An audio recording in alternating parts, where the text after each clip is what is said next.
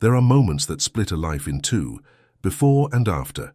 For the Clark family of Oscoda County, Michigan, that moment came on a Saturday evening in October 2003, when their 16-year-old daughter Bethany walked out the front door of their farmhouse and never came home. What followed was a search that would consume an entire community, an investigation that would stretch across 2 decades, and a mystery that would challenge everything law enforcement thought they understood about disappearances in the northern Michigan wilderness. The evening started ordinary enough. Bethany Clark had spent most of that Saturday afternoon in her bedroom, organizing photographs she'd taken over the summer, wildflowers along the river, abandoned barns slowly being reclaimed by forest, the kind of quiet beauty that thrives in forgotten corners. Her mother, Susan, remembered hearing music drifting down the hallway, something soft and melancholy that Bethany had been playing on repeat for weeks.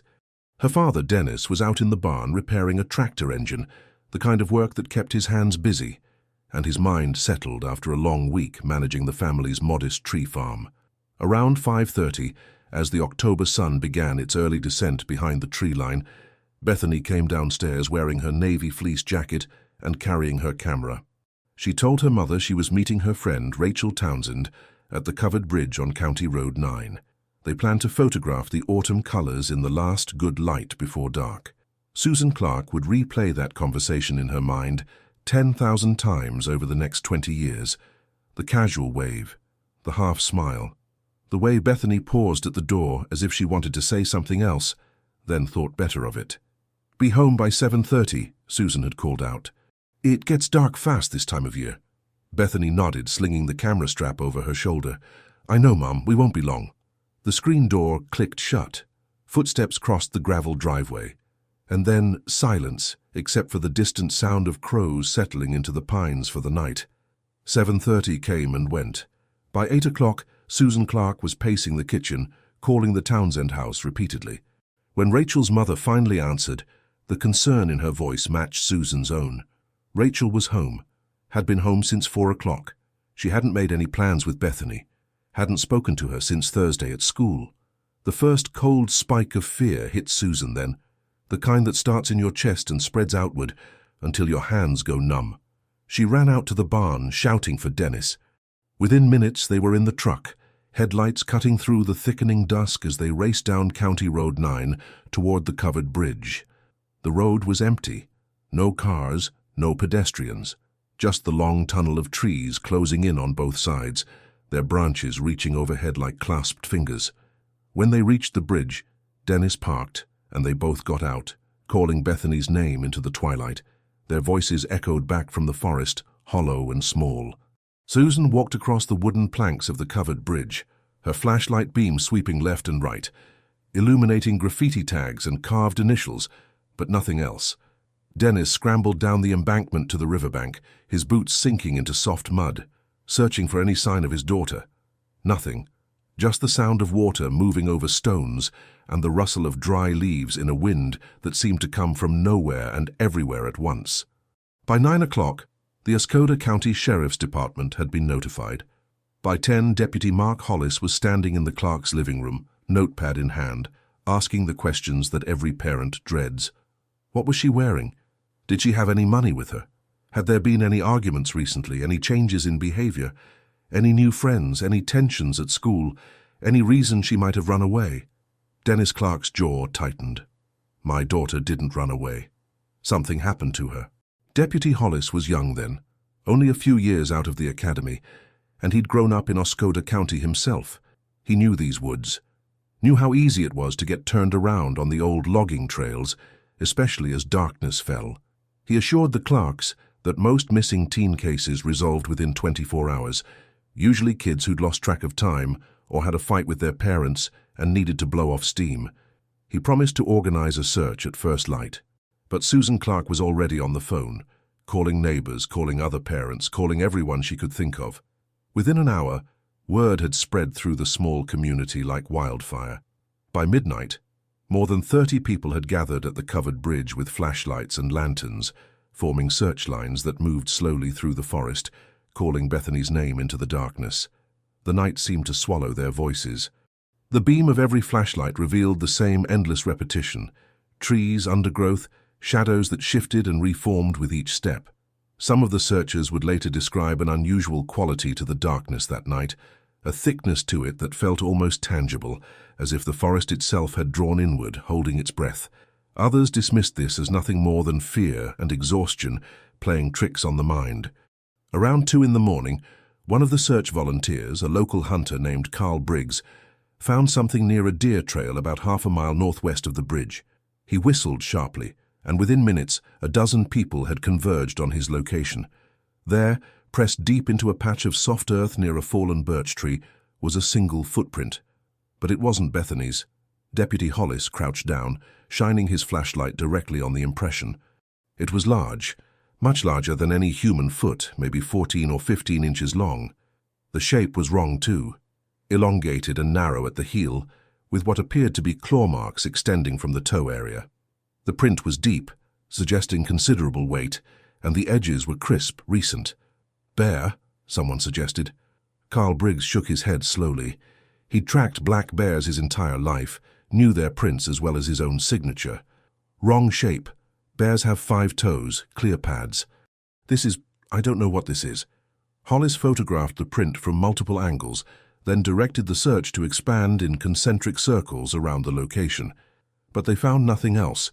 No more prints, no disturbed vegetation, no signs of struggle. Just that one deep impression in the earth like a signature left deliberately for them to find.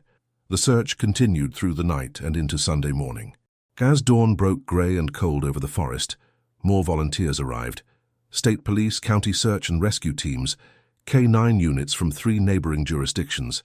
The dogs picked up Bethany's scent at the covered bridge and followed it northwest along the river, the same direction as the strange footprint, but lost the trail completely about a mile into the woods, near a cluster of massive white pines that the locals called the Cathedral Grove. The K9 handlers found this peculiar. Scent doesn't just vanish. Even if a person enters water, the dogs can usually pick up the trail on the opposite bank.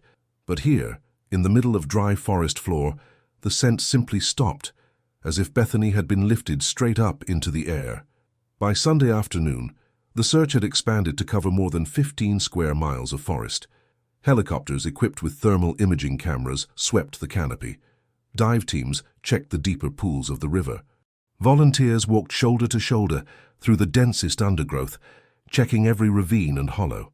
The story had hit the regional news, and reporters were setting up cameras near the command post that had been established in the parking lot of the covered bridge.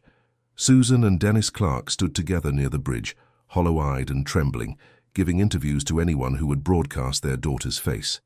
Susan held a recent photo of Bethany, her school picture from September, showing that gentle half-smile and those hazel eyes. "Please," Susan said to the cameras, her voice breaking, "if anyone has seen her, if anyone knows anything, please call. We just want her home." On Monday morning, the case was officially classified as a missing person investigation, and Detective Sarah Chen from the Michigan State Police was assigned as lead investigator. Chen was in her early 40s then, a methodical and thorough detective who'd worked dozens of missing person cases across the state.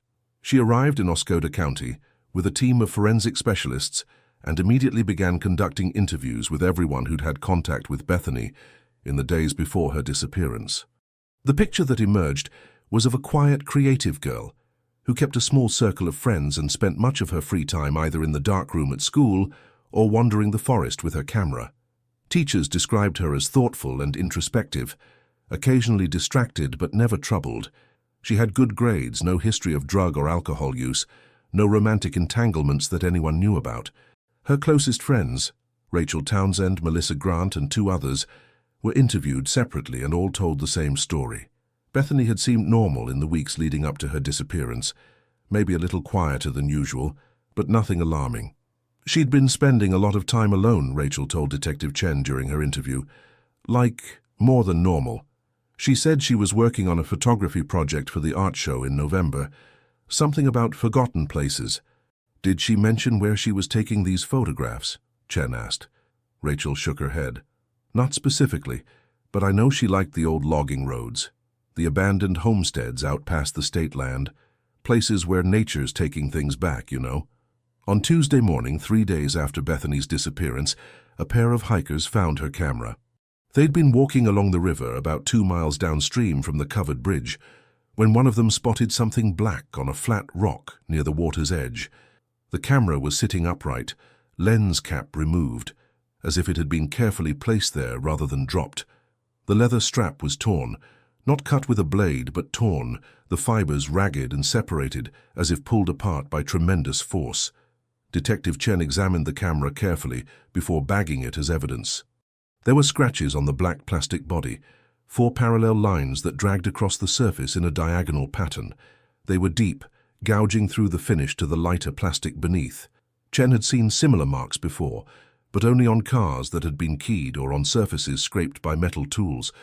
These looked different somehow, more organic, the width and spacing irregular. The film inside the camera was immediately processed by the state police lab. Of the 36 exposures, 22 had been used. The images showed exactly what Rachel had described: forgotten places. An old stone foundation slowly being consumed by moss and ferns.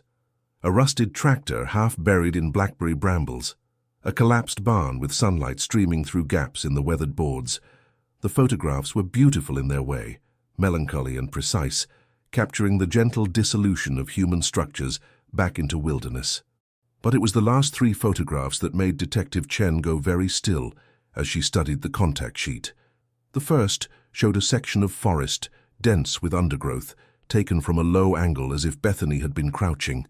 The lighting suggested late afternoon, golden and slanting. Nothing unusual at first glance, just trees and shadows. The second photograph was similar but zoomed in, focused on a gap between 2 large oak trees. Again, nothing obvious, just forest. But the third photograph was different. Same location, same angle, but something had changed. There, in the shadows between the oaks, barely visible against the dark background, was a shape. Tall and indistinct, it could have been a tree trunk, a shadow, a trick of light and exposure. But it also could have been something else, something standing upright, something watching. Chen ordered the negative blown up and enhanced. The state lab worked through the night, using every technique available to bring detail out of the murky image. What they produced was still ambiguous, still open to interpretation, but unsettling nonetheless. The shape suggested height, maybe 7 or 8 feet tall. There was a mass to it, a solidity that didn't quite match the surrounding vegetation, and there, at what might have been the top, were 2 small reflective spots, like light catching eyes in the darkness. Or it could have been water droplets on leaves, or lens flare, or any number of natural phenomena. "What do you think?" Chen's partner, Detective James Moreno, asked as they studied the enlarged image together. Chen was quiet for a long moment. "I think we need to search that area again. Find out exactly where Bethany was standing when she took these photos." Using the landmarks visible in the images, forensic analysts were able to pinpoint the location: a section of state forest land about 1.5 miles north of the covered bridge, not far from where the K9 units had lost Bethany's scent. On Wednesday morning, a team returned to the site with metal detectors, ground-penetrating radar, and a fresh group of search dogs. What they found raised more questions than it answered. The exact spot where Bethany must have been standing was clear enough. The same fallen log visible in her photographs was still there. The angle of the oaks matched perfectly. But the ground around the area told a strange story. There were more of those unusual prints, at least 6 of them, pressed into the soft earth in a rough circle around the location. They varied in depth and clarity, but all shared that same elongated shape, those same claw-like marks extending from the toe area. One of the state police forensic techs, a man named Gordon Hayes who'd worked wildlife cases for 15 years, spent more than an hour examining the prints. He took measurements, made casts, photographed them from every angle. Finally, he stood up and pulled off his latex gloves, his expression troubled. "I've seen thousands of animal tracks," he said quietly to Detective Chen. "Bear, cougar, wolf, coyote, even lynx. These don't match anything in my database. The stride is wrong. The depth suggests something heavy, maybe 300 pounds or more, but the shape—" He trailed off, shaking his head. "What about human?" Chen asked. "Someone in unusual footwear, some kind of costume or prosthetic?" Hayes considered this. "It's possible. The spacing between prints suggests a bipedal gait. But if this is a person, they're tall. I'd estimate over 7 feet based on the stride length. And the weight distribution is odd. Very centered, very balanced. Not like someone walking on stilts or wearing platform shoes. They searched the surrounding area for hours, finding more small pieces of evidence that only deepened the mystery. About 30 yards from where the prints were found, several branches had been broken off a young maple tree. Broken cleanly, not sawed, at a height of roughly 10 feet off the ground. There was no ladder nearby, no fallen trees that might have provided access to that height. Just the broken branches, still green with sap, hanging by strips of bark. Near the base of one of the large oaks, someone found a small piece of blue fabric snagged on the rough bark. It matched the color and material of Bethany's fleece jacket. The fabric was torn and there were dirt smudges on it, but no blood. And there was a smell. Several of the searchers mentioned it independently, describing it in different ways. Musty, damp, like wet fur or decaying leaves. One person said it reminded her of the monkey house at the Detroit Zoo. Another compared it to the smell of a flooded basement. It seemed to hang in the air around the site, faint but persistent, dissipating only when the wind shifted. Detective Chen stood in the center of the search area as the afternoon light began to fade, trying to construct a narrative that made sense. Bethany had come here to photograph forgotten places. She'd noticed something in the woods, something that made her zoom in, made her take 3 shots of the same location. And then what? Had she been frightened? Had she run? The prints suggested something large had been here, moving around this spot. The broken branches, the torn camera strap, the fabric from her jacket, all pointed to some kind of struggle or rapid movement, but there was no blood, no drag marks, no signs of the kind of violence you'd expect if a teenage girl had been attacked by an animal or abducted by a person. "It's like she just vanished," Moreno said, echoing Chen's thoughts. The search continued through the rest of the week, expanding further each day, but yielded nothing more. No body, no additional clothing, no more photographs. The story dominated regional news coverage, and tips began flooding the sheriff's department. Reported sightings from 3 different states, theories ranging from alien abduction to serial killers to teenage runaways. Chen and her team followed up on every credible lead, but none produced results. By the following Monday, 8 days after Bethany Clark had walked out of her family's farmhouse, the active search was scaled back. The case remained open, the investigation continued, but the massive deployment of personnel and resources couldn't be sustained indefinitely. The reality was settling in. Bethany Clark had disappeared without a trace into the northern Michigan wilderness, and no one could explain how or why. But there were whispers in the community, the kind of talk that surfaces in small towns when something happens that defies easy explanation. Old-timers mentioned other disappearances over the years, going back decades. A logger in 1967 who'd gone out to check his traps and never returned. A pair of hikers in 1981 who'd vanished during a weekend camping trip. Always in roughly the same area, always in October or November, always without clear resolution. And there were stories, older than the disappearances. Native traditions from the Ojibwe and Ottawa peoples who'd lived in this region for centuries before European settlement. Warnings about certain parts of the forest where people shouldn't go alone, especially at dusk. Names for things that lived in the deep woods, beings that existed in the space between animal and something else, something that watched from the shadows and occasionally took what it wanted. Detective Chen heard these stories, filed them away mentally, but kept her focus on evidence and facts. Folklore and legend didn't solve cases. But as the weeks turned into months with no break in the investigation, she found herself thinking about that photograph more and more, that shape in the shadows, those 2 small points of reflected light that might have been eyes. Was it just a trick of exposure and shadow? Or had Bethany Clark captured something on film that no one wanted to acknowledge? The question hung unanswered as winter settled over Oscoda County, covering the forest in snow, burying whatever secrets it held beneath layers of ice and silence. Winter came and went without answers. The snow that blanketed Oscoda County melted into spring mud, and still there was no sign of Bethany Clark. Her case remained open, Her face still appeared on missing person databases and occasional news segments, but as the months stretched on, the public attention faded. Other tragedies demanded headlines. Other families needed help. The world moved forward, as it always does, leaving the Clarks frozen in that terrible October evening when their daughter walked out the door and never came home. Susan Clark stopped sleeping more than a few hours each night. She would wake before dawn and drive out to the forest, parking near the covered bridge and walking the trails with a stack of missing person flyers, replacing the ones that had been weathered by rain and wind.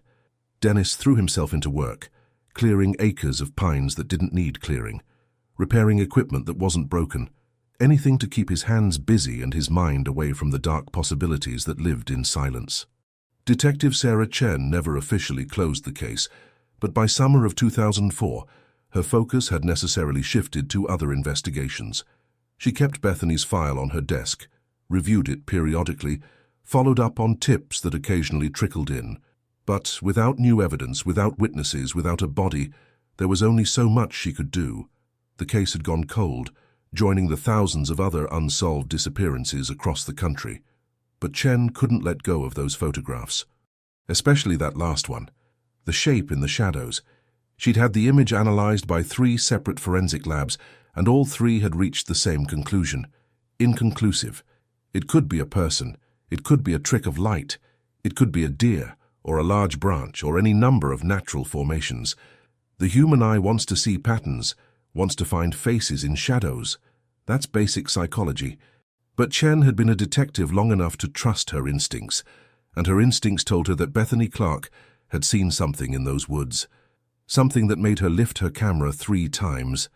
Something that happened right before she vanished.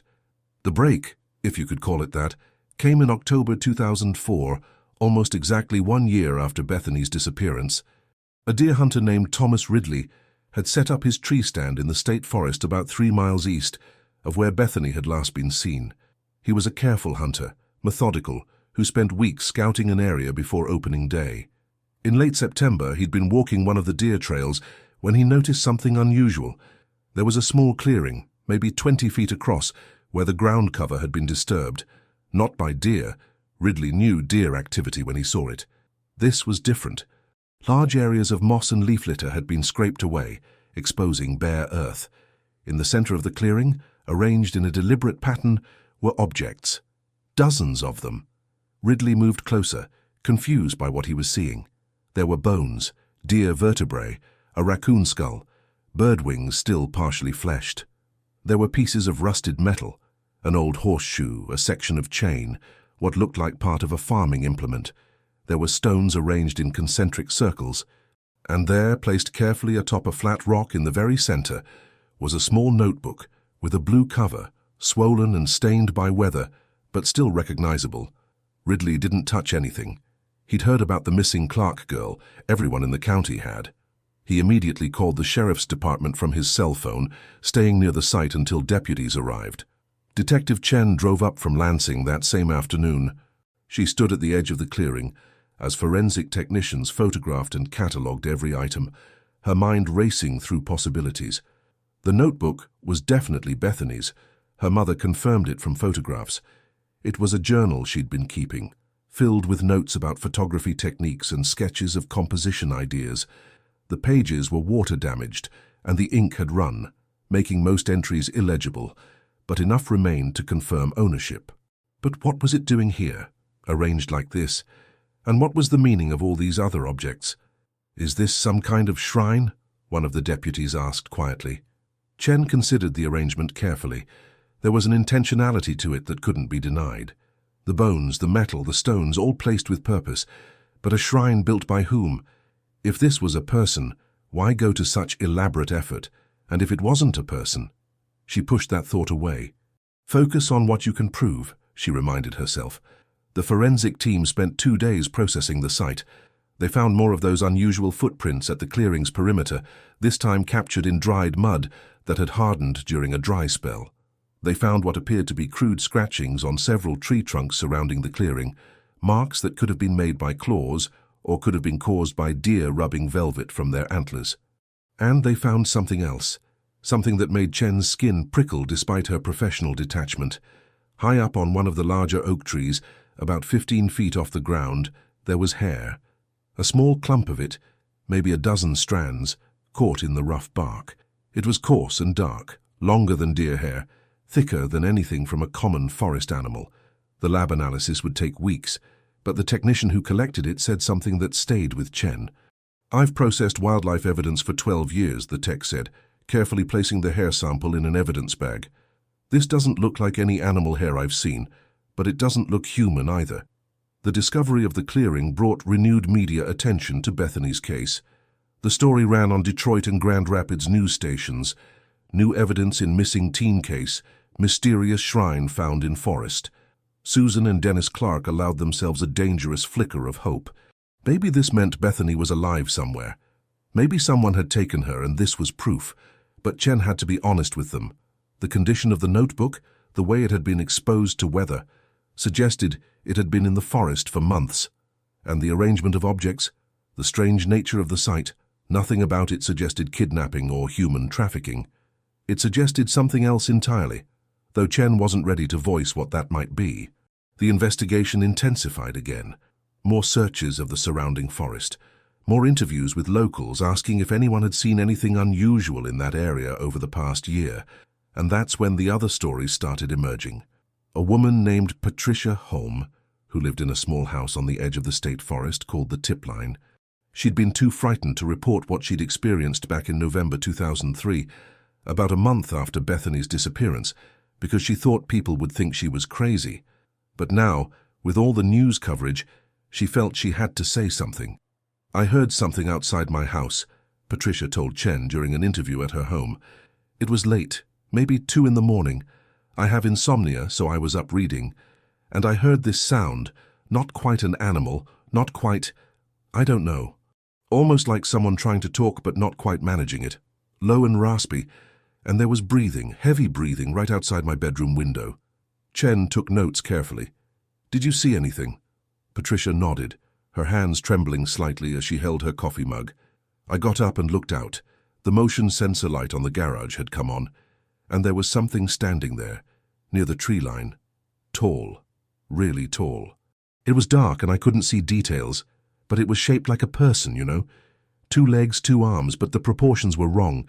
Too tall, arms too long. And then it turned and looked right at my window. I saw eyes reflect in the light, yellow-green, like a cat's eyes but bigger. I dropped to the floor, terrified. When I finally got the courage to look again, it was gone." "Why didn't you report this at the time?" Chen asked gently. "Would you have believed me?" Patricia replied. "I barely believed it myself. I thought maybe I'd dozed off, had a nightmare.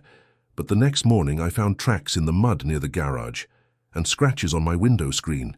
Deep scratches, like something had been testing whether it could get through." Chen and a forensic tech visited the house and examined the window. The scratches were still there, 4 parallel gouges in the aluminum frame, spaced about 2 inches apart. The pattern matched the marks on Bethany's camera. Over the following weeks, 3 more witnesses came forward with similar stories. A truck driver who'd been making an early morning delivery to a logging outfit in November 2003 reported seeing something cross the road ahead of him on County Road 9, about a mile from the covered bridge. "I thought it was a person at first," he said, "but it was moving wrong, loping almost. And when my headlights hit it, it didn't freeze up like a deer. It just kept moving faster, until it disappeared into the trees, moved so quick it was almost a blur." A retired park ranger named Gil Morrison mentioned an incident from late October 2003 that he'd written off at the time as probably nothing. He'd been checking one of the remote trails when he'd found a campsite that had been torn apart, tent shredded, cooler ripped open, supplies scattered. He'd assumed it was a bear, but there was no bear scat, no typical bear damage patterns. "And the family that had been camping there," Morrison added, "they left in such a hurry they abandoned half their gear. I tracked them down later to return their stuff, and they wouldn't tell me what happened. Just said they'd never camp in that area again." The dad looked scared, really scared, like he'd seen something he couldn't explain. Chen tracked down that family, the Hendersons from Ann Arbor.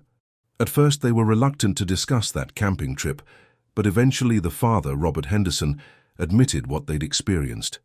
"We heard something outside the tent around midnight," Robert said. "Something big, moving through our campsite. My wife thought it was a bear, so I yelled and banged a pot to scare it off. But instead of running away, it came closer, started circling the tent. I could hear it breathing, this deep, wet sound. And then it brushed against the tent wall and I felt the shape of it. Not like a bear on all fours, like someone standing upright, running their hand along the fabric. My wife started praying. My kids were crying. We just sat there in the dark, frozen, while this thing circled us for what felt like hours." "Did you see it?" Chen asked. "When the sun came up, I unzipped the tent just enough to look out. Saw it moving away through the trees, maybe 50 yards off. Tall, covered in dark hair or fur, walking upright like a man but hunched forward. Huge shoulders, long arms. I zipped the tent back up and we just waited until we heard nothing. Then we grabbed our kids and ran for the car, left everything else behind." "Why didn't you report this?" Robert looked at Chen with an expression somewhere between embarrassment and defiance. "Because I knew how it would sound. Bigfoot? Seriously? I'm a civil engineer, detective. I believe in what I can measure and calculate, but I know what I saw." Chen sat in her office late one night, surrounded by witness statements and forensic reports, trying to make sense of the pattern that was emerging. Multiple sightings of something large and bipedal in the forests of Oscoda County. Strange footprints that didn't match any known animal. Physical evidence, scratches, broken branches at impossible heights, torn fabric and damaged equipment. And at the center of it all, a 16-year-old girl who'd vanished without a trace. The rational explanations were running thin. A person in a costume, possible, but sustained over months. And the physical evidence suggested real strength, real weight. A bear. Black bears could walk upright for short distances, but the footprints were wrong, the behavior was wrong. An undocumented animal species. In Michigan, the hair sample from the clearing came back from the lab with results that only deepened the mystery. The DNA analysis showed it was mammalian, possibly primate, but didn't match any species in the database. The lab tech noted that the sample was degraded and contaminated, which could account for the unusual results, but recommended sending it to a specialized wildlife forensics lab for further analysis.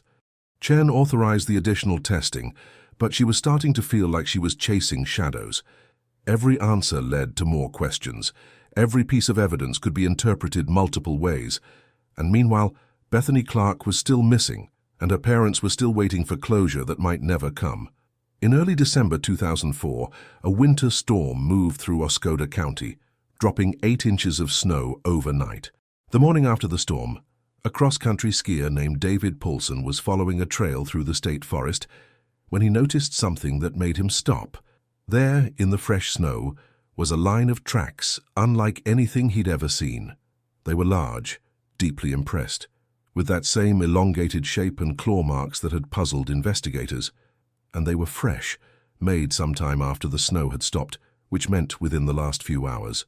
Paulson followed the tracks for nearly a mile, documenting them with his phone camera. The stride was enormous, easily 6 feet between prints, suggesting whatever made them had been moving quickly.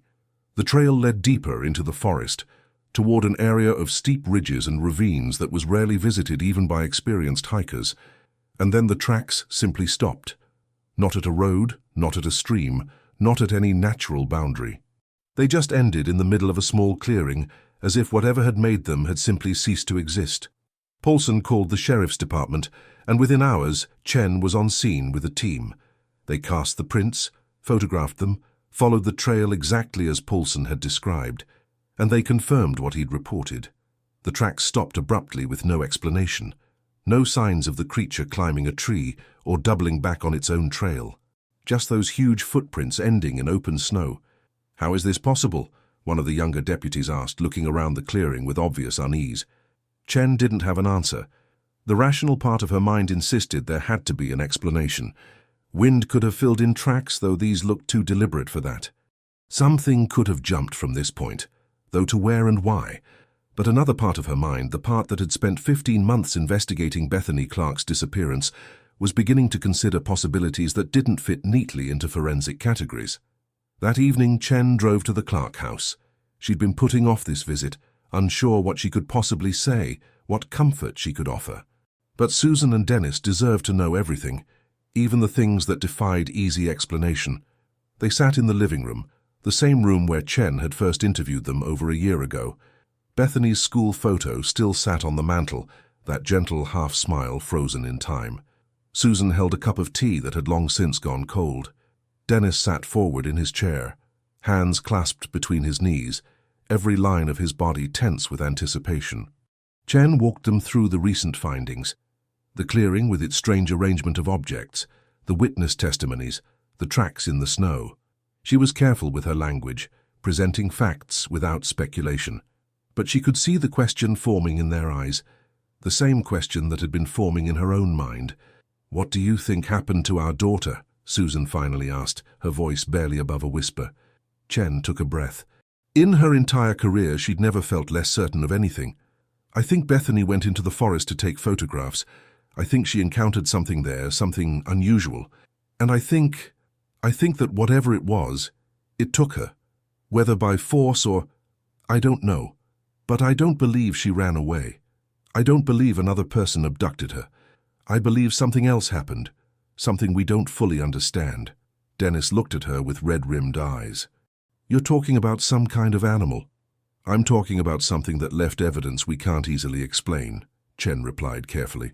"Something that multiple credible witnesses have reported seeing, something that doesn't match our understanding of the wildlife in this region." Susan's hands began to tremble, and tea slopped over the rim of her cup. "Is she alive? Could she still be alive somewhere?" It was the question Chen had been dreading. The truth was, after 15 months with no contact, no sightings, no evidence of survival, the statistical likelihood of Bethany being alive was vanishingly small. But she couldn't bring herself to take that hope away from these broken parents. "I don't know," Chen said quietly. "I wish I could give you a definitive answer. But I promise you, I will keep investigating. I will follow every lead, and I won't stop looking for the truth about what happened to Bethany." After she left the Clark house, Chen sat in her car for a long time, watching snow fall through the yellow glow of streetlights. Somewhere out there in the vast darkness of the northern Michigan wilderness, there were answers. There were explanations for the footprints and the sightings and the strange clearing with its arrangement of bones and metal, and Bethany's water-stained notebook. But were those answers something she was prepared to accept? Were they answers that fit into police reports and courtroom testimony? Or were they something else entirely, something that existed in the spaces between what we know and what we're willing to admit might be possible? The question hung in the cold air unanswered as winter deepened its grip on Oscoda County. Could the forest itself be hiding something that defied conventional understanding? Something that watched from the shadows and occasionally reached out to touch the human world? Or was there a rational explanation still waiting to be discovered? A human perpetrator clever enough to manufacture evidence that pointed toward the impossible? The years passed slowly in Oscoda County, each season layering over the last like sediment, burying the immediate shock of Bethany Clark's disappearance beneath the accumulated weight of daily life. But for those who'd been touched by the case, the family, the investigators, the witnesses who'd seen things they couldn't explain, time moved differently. The mystery remained fresh, a wound that refused to heal. Detective Sarah Chen worked other cases, solved other crimes, but Bethany's file never left her desk. She'd pull it out periodically, review the evidence, look for patterns she might have missed. She sent the unidentified hair samples to 3 more laboratories, including a specialized primate DNA facility in Arizona. The results were always the same: mammalian, possible primate markers, but no definitive match to any known species. Contaminated sample. Degraded genetic material. Inconclusive. By 2007, Chen had been promoted to senior detective and had taken on supervisory responsibilities, but she still made time to drive up to Oscoda County every few months. She'd walk the trails where Bethany had disappeared, visit the clearing where her notebook had been found, talk to locals who might remember something new. The case had become something more than professional obligation. It had become personal. During one of these visits in spring 2008, Chen stopped at a small diner in town and struck up a conversation with the owner, a woman in her 70s named Margaret Delacroix. Margaret had lived in Oscoda County her entire life, and her family had been there for generations before her. When Chen mentioned she was working the Clark case, Margaret's expression shifted, something between recognition and resignation. "You want to know about the old stories?" Margaret said, pouring Chen a fresh cup of coffee without being asked. "What old stories?" Margaret settled onto the stool behind the counter, her weathered hands wrapped around her own mug. "My grandmother used to tell me about the forest guardian. That's what the old Ojibwe families called it, though it had other names too. Something that lived deep in the woods, watching over the land. Most times it stayed hidden, kept to itself. But sometimes when the balance was disrupted, when people pushed too far into places they shouldn't go, it would make itself known." Chen listened carefully, her detective's mind cataloguing this as cultural context, local folklore. But Margaret wasn't finished. "My grandmother's sister disappeared in 1944, Margaret continued quietly. "She was 17, went out picking berries near the cathedral grove, and never came home. They searched for weeks, never found a trace. But the Ojibwe elder who lived near our farm, he told my grandmother what had happened. Said the forest guardian had taken her sister to the deep places, beyond where people could follow. Said she wasn't dead exactly, but she wasn't in our world anymore either." "Did you believe that?" Chen asked. Margaret smiled sadly. "When you're young, you believe what makes the pain bearable. But I'll tell you something true, detective. Every person who's disappeared in these woods over the last century, and there've been more than people remember, they all vanished in the same area. Same square mile of forest, always in autumn, and there are always signs beforehand. Unusual tracks. Things moving in the trees that smell like wet earth and musk. The animals go quiet, people get this feeling of being watched." Chen felt something cold settle in her stomach. "How many disappearances are we talking about?" "9 that I know of, going back to the 1880s, Margaret said. "Probably more before that, but records weren't kept the same way. Always the same pattern. Someone goes into that part of the forest and doesn't come back. Searchers find nothing, or they find small signs, a piece of clothing, a tool, something placed deliberately like a message, and then the forest goes quiet again for years, sometimes decades, until it happens again." That afternoon, Chen went to the County Historical Society and started pulling records. It took hours of searching through old newspapers on microfiche, dusty file boxes of sheriff department reports, and handwritten logs from the early days of the county. But Margaret's story checked out. There had been other disappearances. Not many, this wasn't an epidemic, but enough to form a pattern if you knew to look for it. 1887. A fur trapper named John Whitmore, age 34, disappeared while checking trap lines. 1913. A teenage girl named Sarah Kettering went missing while walking home from a neighbor's farm. 1944. Ruth Delacroix, age 17, vanished while berry picking. Margaret's great-aunt. 1967. James Pritchard, a logger, disappeared on his way to check trap lines. 1981. 2 hikers from Ohio, Michael and Jennifer Keating, failed to return from a weekend camping trip. And now, 2003, Bethany Clark. Each case had been investigated in its time. Each had gone cold. And reading through the old reports, Chen saw echoes of the same strange evidence. Unusual tracks, unexplained sounds, witnesses who'd seen something in the forest they couldn't quite describe or didn't want to admit. In the 1981 case file, she found a statement from a park ranger who'd been part of the search for the missing hikers. He'd found their tent still standing, abandoned in the middle of cooking dinner. Inside the tent, written in a journal belonging to Jennifer Keating, was an entry dated the evening they'd disappeared. "Something outside the tent. Michael says it's just a bear, but I know it's not. Too tall. Stood up and looked in through the tent flap. Eyes reflected the flashlight. Not animal eyes, God help us, it looked almost human, but wrong, all wrong. It's circling us. Michael is trying to stay calm, but his hands are shaking. If we don't make it out, tell my parents." The entry ended mid-sentence. The pen had scored a long line across the page, as if the writer's hand had been jerked suddenly away. Chen sat back in her chair in the Historical Society's reading room, her mind reeling. This wasn't just about Bethany Clark anymore. This was something that had been happening in this forest for over a century. Something that operated on a timescale beyond human lifetimes, surfacing periodically, to take people for reasons no one understood. But what was it? every rational explanation fell apart under scrutiny. A serial killer operating across 120 years? Impossible. A family of killers passing down some twisted tradition? Extremely unlikely, and it didn't account for the physical evidence. A large, predatory animal. Nothing in North America matched the descriptions or the footprints. That left explanations that Chen's training and experience told her to dismiss. Explanations that belonged in campfire stories and late-night cable documentaries, not in police reports. But the evidence was there, undeniable, stretching back across generations. She drove out to Cathedral Grove that evening, parking near the trailhead as the sun began to set. The forest was beautiful in the golden light, peaceful, with birds singing in the canopy and a gentle breeze moving through the pines. It looked like any other stretch of northern Michigan wilderness. Ancient trees, thick undergrowth, the kind of timeless natural space that had existed long before humans arrived and would continue long after they were gone. But standing there at the edge of the forest, Chen felt it. That sensation that multiple witnesses had described, the feeling of being observed, of eyes on her back, of presence, invisible but tangible, watching from somewhere in the shadows between the trees.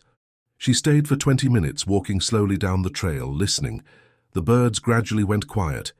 The wind died down, and in the silence, she heard it. A sound that might have been branches creaking, might have been something moving through heavy brush, might have been nothing at all. Deep and distant, but unmistakable. Chen was not a woman who frightened easily. She'd confronted armed suspects, worked crime scenes that would give most people nightmares, spent her career dealing with the worst of human behavior. But standing alone in that forest as darkness began to gather, she felt fear, primal, instinctive fear that came from some ancient part of the human brain, the part that remembered when people were prey. She walked back to her car quickly, not running, but not dawdling either. And she didn't look back, even though every nerve in her body screamed that something was behind her, keeping pace, watching her leave. The case continued through the following years without major breaks. Chen retired from the Michigan State Police in 2016, but she couldn't let go of Bethany Clark. She'd spent 13 years investigating the disappearance, and it had become woven into her identity. In retirement, she started a blog documenting unsolved disappearances in wilderness areas across North America, drawing connections, mapping patterns. She called it the Forest Cases. The blog attracted attention from others who'd experienced similar mysteries: park rangers, former investigators, family members of the missing. The stories poured in from all over the country: the Pacific Northwest, the Appalachians, the Rockies, the North Woods. Different locations, but similar patterns. People vanishing without trace in remote forest areas. Strange footprints, witness accounts of something large and bipedal, physical evidence that defied easy explanation. Chen began to realize that whatever had taken Bethany Clark wasn't unique to Oscoda County. It was part of something larger, a phenomenon that stretched across the continent. And if the historical records were any indication, it had been happening for centuries, maybe millennia, long before modern investigation techniques or DNA analysis or satellite imagery. In 2019, Chen received an email that changed everything. It was from a man named Dr. Robert Finch, a wildlife biologist who'd spent 30 years studying large mammals in remote wilderness areas. He'd read her blog and wanted to share information that he'd been reluctant to make public, but felt she would understand. They met at a coffee shop in Ann Arbor. Finch was in his 60s, lean and weathered from decades of fieldwork, with the careful, measured way of speaking common to academic scientists. But there was something else in his eyes, a wariness, almost a haunted quality. "I've encountered them 4 times, Finch said quietly, leaning across the table. "In Washington State, Montana, British Columbia, and northern Minnesota. Different years, different circumstances. But each time I knew what I was looking at, even if I couldn't prove it later." "What did you see?" Chen asked. "They're bipedal primates," Finch said. "Very large, possibly 8 feet tall or more. Covered in hair, usually dark brown or black, though I've heard reports of reddish-brown individuals. They're intelligent, more intelligent than any ape species I've studied. They avoid human contact deliberately, systematically. They understand cameras, avoid trail cams, stay away from roads and settlements. But occasionally, in very remote areas, if you're quiet and patient, You might see one. You're talking about Sasquatch, Chen said. She'd expected this, but hearing it stated so plainly by a credentialed scientist was still jarring. I'm talking about an undocumented North American primate, Finch corrected gently. The name doesn't matter. The phenomenon is real. I've seen footprints that couldn't be faked, found evidence of tool use, recorded vocalizations that don't match any known animal. I've collected hair samples that genetic analysis can't identify. And I've seen them, Detective Chen. Not through a blurry lens from 200 yards away. I've been within 50 feet. I've looked into their eyes. They're real. If that's true, Chen said. If they exist, where's the proof? Where are the bodies, the bones? Why hasn't anyone captured definitive evidence? Because they're smart enough to avoid us, Finch replied. Think about it. A species that survived this long without official scientific recognition must be extraordinarily good at staying hidden. They're aware of humans, understand our technology, actively avoid detection. When they die, they likely do so in remote areas, and scavengers or decomposition destroys the evidence before anyone finds it. And the habitat they need, old-growth forest, true wilderness, is disappearing. Their populations are probably small, declining, which might explain why encounters are becoming more frequent. What do you mean? If their habitat is shrinking, they're being forced into closer proximity with humans, Finch explained. Encounters increase. And sometimes when an encounter goes wrong, people disappear. I don't think they're aggressive by nature, but they're powerful, probably territorial, and if they feel threatened or if they're hungry. He trailed off, leaving the implication hanging. Chen thought about Bethany Clark's photographs, that shape in the shadows. The girl who disappeared in Oscoda County in 2003, she took pictures. The last one shows something in the forest, could never identify it. Finch nodded slowly. That's consistent with other cases. They seem to notice when they're being observed or photographed. Sometimes they approach, maybe out of curiosity, maybe as a warning. And if the person runs or reacts aggressively, he spread his hands. We don't know what happens then. Maybe they're taken as prey, maybe they're taken for other reasons. There are theories in the cryptozoology community. Some believe there's a territorial or protective behavior, that people who venture too deep into their domain are removed. Removed where? That's the question no one can answer, Finch said quietly. Chen left that meeting with her mind churning. For 16 years she'd been investigating a crime with no suspect, no motive, no clear scenario. But if Finch was right, if what took Bethany Clark was something outside the normal scope of law enforcement, then the case wasn't solvable in any traditional sense. You couldn't arrest a cryptid. You couldn't take an unrecognized primate species to trial. But she could at least give the Clarks the truth, or as much of it as she could piece together. In the spring of 2020, just before the pandemic shut down travel, Chen drove back to Oscoda County one more time. She met with Susan and Dennis Clark at their home. They were older now, moving into their 70s, worn down by 17 years of not knowing. Susan's hair had gone completely white. Dennis moved slowly, arthritis in his knees from decades of physical labor. Chen told them everything. The historical pattern of disappearances, the witness accounts, Dr. Finch's research and theories. The possibility, she was careful to call it that, a possibility, that Bethany had encountered something in the forest that science hadn't officially recognized, but that had been living in these woods for generations. You're saying our daughter was killed by Bigfoot, Dennis said flatly. There was no mockery in his voice, just exhaustion. I'm saying she encountered something we don't fully understand, Chen replied. Something that multiple credible witnesses have reported. Something that left physical evidence we can't explain. I can't prove it. I can't give you justice in any legal sense, but I believe that's what happened. And I'm sorry, I can't offer you more than that. Susan was crying silently, tears running down her weathered cheeks. Do you think she suffered? It was the question Chen had been dreading. I don't know, she said honestly. The evidence suggests the encounter happened quickly. There was no prolonged chase, no indication of extended trauma. If it's any comfort, I think whatever happened was over fast. They sat together in silence for a long time, the afternoon light slanting through the windows, dust motes drifting in the golden beams. Outside, the forest stretched to the horizon, beautiful and mysterious and utterly indifferent to human grief. We just wanted to know, Susan finally said. After all these years, we just wanted to know what happened to our daughter. I understand, Chen said, and I wish I could give you certainty. But this is all I have. This is the truth as far as I can determine it. Chen thought that would be the end of it.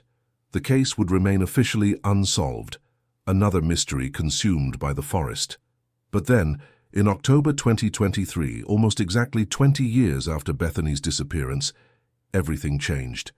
A man walked into the Oscoda County Sheriff's Department and confessed to murdering Bethany Clark. His name was Travis Kellerman, age 53, a truck driver who'd lived in northern Michigan his entire life. He was calm when he made the confession, almost relieved, as if he'd been carrying a weight for 20 years and was finally setting it down. He provided details that hadn't been made public: the location where Bethany's camera had been found, the blue color of her jacket, even the fact that she'd been carrying a notebook. "I killed that girl," Kellerman said to the detective who interviewed him. "I've been living with it for 20 years and I can't carry it anymore. I need to tell the truth." The confession sent shockwaves through the community. The local news picked it up, then regional outlets, then national media. Man confesses to 2003 murder of missing Michigan teen. After 2 decades of mystery, there was finally an answer. Finally, someone to hold accountable. But when Sarah Chen heard the news, watched the press conference, read the details of Kellerman's confession, she felt a deep unease settle over her. Because something about this didn't fit. Something was very wrong, and she was going to prove it. Sarah Chen arrived in Oscoda County within 24 hours of Travis Kellerman's confession. She hadn't been invited. She was retired, no longer had official standing. But she'd spent 16 years investigating this case, and every instinct she'd developed over 3 decades of police work was screaming that something was wrong. She watched the interrogation footage at the sheriff's department, courtesy of an old colleague who owed her favors. Kellerman sat calmly across from detectives, recounting how he'd been driving County Road 9 that October evening in 2003, seen a teenage girl walking alone, offered her a ride. When she refused, he'd grabbed her, forced her into his truck. He claimed he'd panicked, strangled her, buried the body deep in the forest where it would never be found. The current lead detective, a man named Peterson who'd transferred to Oscoda County only 5 years ago, was visibly satisfied. "After 20 years, we finally got him," Peterson said to Chen. "Confession is solid, details match. DA thinks we can make it stick even without a body." But Chen was frowning, replaying the footage. "Ask him about the camera," she said. "What?" "Bethany's camera. It was found 3 days after she disappeared, sitting on a rock by the river. The strap was torn. Ask him how that happened." Peterson called Kellerman back in for additional questioning. When asked about the camera, Kellerman hesitated for the first time. I must have thrown it there, to get rid of evidence." "Did you tear the strap, or did Bethany?" Chen asked from behind the one-way glass. Peterson relayed the question. Kellerman shifted in his seat. She was struggling. The strap must have broken during the struggle. Chen shook her head. "He's lying." "How can you be sure?" "Because the camera was found 2 miles from where Kellerman claims the abduction happened," Chen said. "And the strap wasn't broken in a struggle. It was torn by something with significant force, almost ripped in half. The kind of damage that happens when something very strong pulls it apart." She turned to face Peterson. "And he hasn't mentioned the photographs, the last 3 shots on her film. If he grabbed her, why would she have time to take photographs? What was she photographing?" Over the next 2 days, Chen systematically dismantled Kellerman's confession. She proved he'd been at a truck stop in Wisconsin the evening Bethany disappeared. Security footage from 2003, time-stamped, showing him fueling his rig. She demonstrated that details he'd claimed as private knowledge had actually been published in news articles over the years, available to anyone who searched. She interviewed Kellerman's ex-wife, who revealed he'd been diagnosed with terminal pancreatic cancer 3 months earlier and had become obsessed with television shows about notorious killers. "He wanted to be remembered for something," the ex-wife said sadly, "even if it was something terrible. He couldn't accept dying as just another nobody." When confronted with this evidence, Kellerman broke down. He admitted he'd never met Bethany Clark, never been to that part of Michigan in October 2003. He'd confessed because he was dying and wanted attention, wanted to matter, wanted his name in the papers. The case that had consumed him in his final months was Bethany's. The mysterious disappearance, the lack of answers. He thought he could give the family closure and himself significance. Instead, he'd reopened wounds and given false hope. The news media covered his recantation with far less enthusiasm than they'd covered his confession. False confession in 2003 cold case. Investigation continues. The Clarks were devastated. For 3 days they'd believed they had answers, that someone would be held accountable. Now they were back where they'd started, in the vast empty space of not knowing. Chen visited them one final time before returning home. They sat on the porch of the farmhouse as November wind stripped the last leaves from the trees. The forest stretched beyond the property line, dark and deep and eternal. "I'm sorry," Chen said. "I'm sorry for everything you've been through. The not knowing, the false hope, all of it." Susan Clark looked out at the tree line, her expression unreadable. "You told us back in 2020 what you thought really happened. Do you still believe that?" "Yes," Chen said. "I've spent 20 years examining every alternative explanation. This is the only one that fits all the evidence." Dennis leaned forward, his weathered hands clasped between his knees. "So, our daughter walked into those woods and encountered, what? Something that science won't acknowledge? Something that's been taking people for over a century?" "I believe so." "Then she's not out there suffering somewhere," Susan said quietly. "She's not locked in a basement or buried in a shallow grave. She's just gone, taken by something we don't understand." "Yes."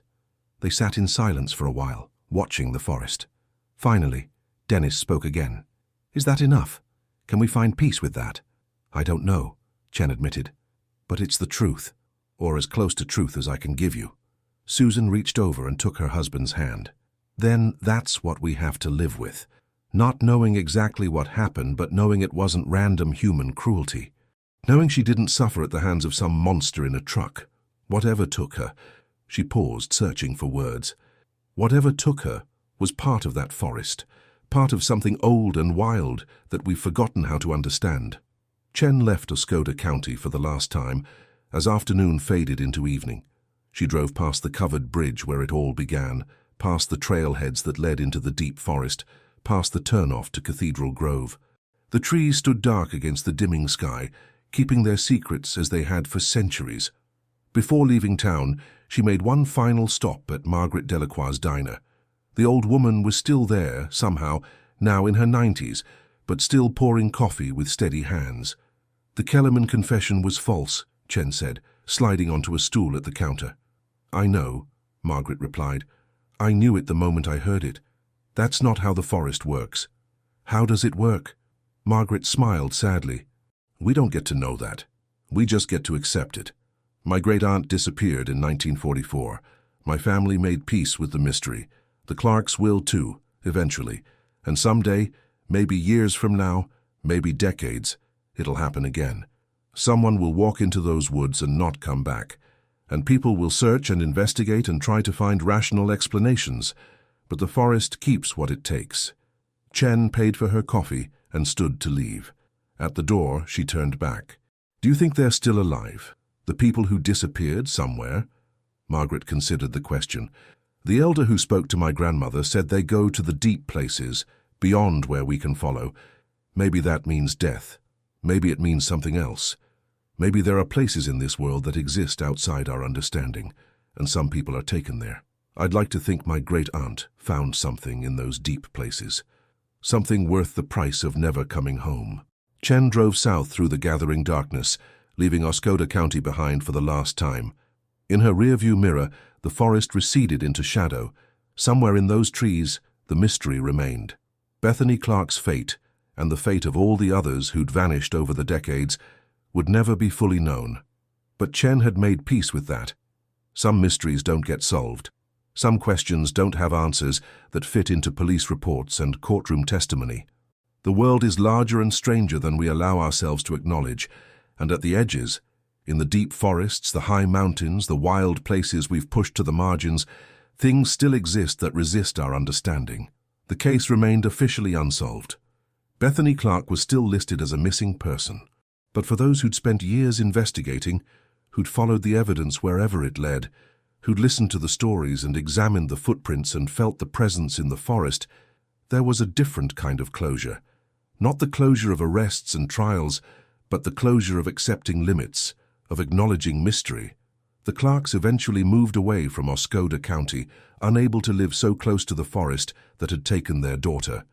But every October, on the anniversary of Bethany's disappearance, they returned to place flowers at the covered bridge. They never ventured into the forest itself. Some boundaries, once understood, are not meant to be crossed. And in the years that followed, the sightings continued. Park rangers reporting massive footprints after fresh snow. Hikers hearing vocalizations that matched no known animal. The occasional blurry photograph or distant video, forever inconclusive, forever debated. The forest kept its inhabitants hidden, as it always had, revealing them only in glimpses and traces. Sarah Chen died in 2028 at the age of 73. Her final request was that her ashes be scattered in the forests of northern Michigan, in the wild places she'd spent so much of her life trying to understand.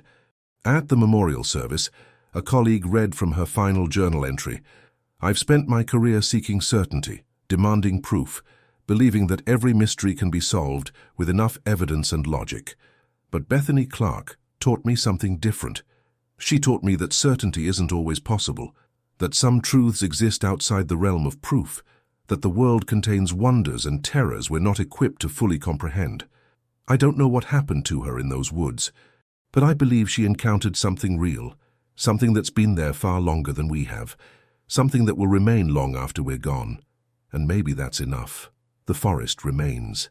The mystery endures. And somewhere in the vast northern wilderness, in the deep places beyond trails and roads, something still watches from the shadows. Was Bethany Clark simply a victim of circumstances we can explain but haven't yet proven? Or did she step into a reality that exists alongside our own, just beyond the edge of understanding? The answer, like the forest itself, remains silent.